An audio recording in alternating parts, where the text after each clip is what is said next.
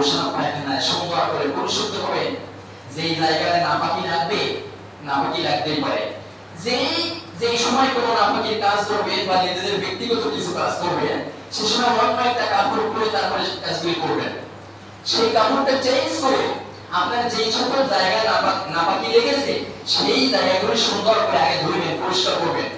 তারপরে আপনি গোসল করবেন সুন্দর করে সমস্ত শরীরে দাও। যদি নাও হয় সমস্ত শরীর যেন 3 বার মেসেজ করা হয়। প্রিয় ভাইরা, আপনি মনে করবেন আপনি এখন ফরজ গোসল করতে যাইতেছেন, তাই না? আপনি যেই কাপড়টা আগে পরা ছিলেন সেই কাপড়টা চেঞ্জ করবেন। এরপরে আপনার যে সকল শরীরের যে সকল জায়গায় নাপাকি লাগছে সেই জায়গাগুলি আগে সাবান দিয়ে ধুবেন। ধোয়ার পরে আপনি এমন ভাবে গোসল করবেন 3 বার সাবান দ্বারা বের করবেন না। যে জায়গাটা নাপাকি লাগছে সেটা তো সাবান দিয়েছেন, ভালো। আর যদি আপনি প্রতিনিয়ত সকল শরীরে সাবান দিতে না চান তাহলে দিন না, কিন্তু একটা কথা লক্ষ্য রাখবেন, সমস্ত শরীরে যেন আপনার এই হাত পৌঁছায় 3 বার মেসেজ করা হয়।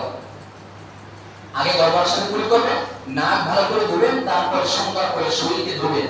এছাড়া কিন্তু নামাজ হবে না। টুকটাক ওজনে গোসল না, একটু টুক দিয়ে উঠে যাবেন, গোসল হয়ে যাবে। আপনার ওজনে কোনো বুঝবে না, কোনো মেসেজ করবেন না, দাড়ি